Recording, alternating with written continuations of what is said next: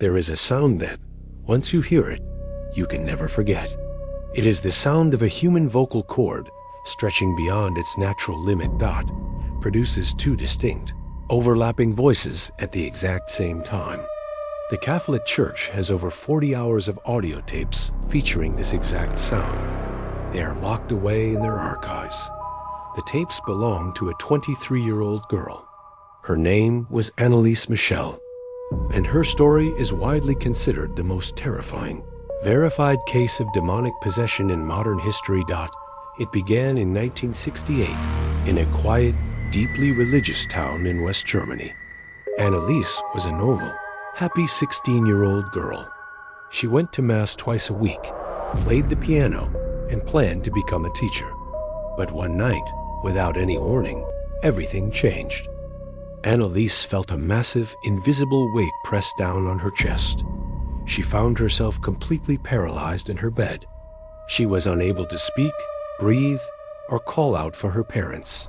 The doctors diagnosed her with temporal lobe epilepsy and prescribed medication, but the medication didn't work.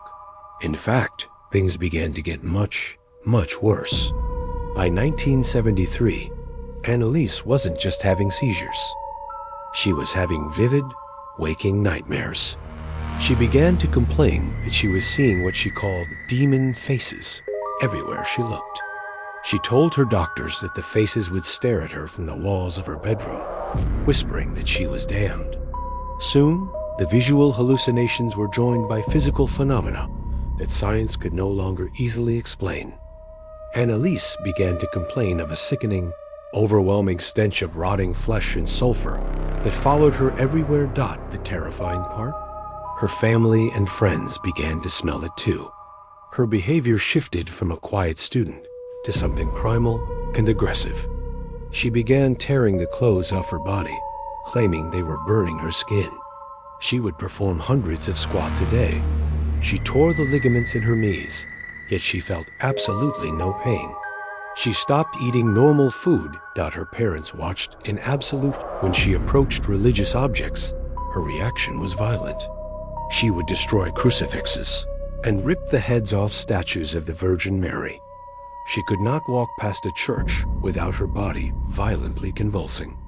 After years of medical treatments failing, her parents became desperate. They turned to the only place they had left. They went to the Catholic Church, and they begged for an exorcism. At first, the church refused. They told the family to keep seeking medical help. But eventually, two priests witnessed Anneliese's behavior firsthand. They reported seeing her throw incredibly heavy objects across the room with a single hand. She was speaking fluently in languages she had never studied, including ancient Latin, Greek, and Aramaic. In 1975, the bishop finally granted permission to perform the official Catholic rite of exorcism. What followed was a 10-month nightmare. The priests performed 67 exorcism sessions, sometimes lasting up to 4 hours, twice a week. And they brought a tape recorder. The audio recordings of these sessions are the stuff of pure nightmares. On the tapes, Anneliese's voice drops to a deep, guttural growl. It sounds almost inhuman. She speaks in multiple voices, often arguing with each other. When the priests demanded to know who was inside her, the voices answered. They claimed there were 6 separate entities inhabiting her body: Lucifer, Cain, Judas, Adolf Hitler, Nero, and a disgraced Catholic priest. On the tapes, you can hear the entity claiming to be Hitler, speaking in a thick Austrian accent, screaming in German. You can hear the entity claiming to be Judas, spitting and cursing the priests. But the most disturbing audio is when the entities would speak at the same time. They layered over one another in a chaotic, deafening chorus, while Anneliese's physical body thrashed against the chains holding her down. By the spring of 1976, Anneliese's body was giving up. She had refused to eat for months, claiming the demons would not allow her to swallow food. She weighed only 68 pounds. She contracted pneumonia, and her fever spiked.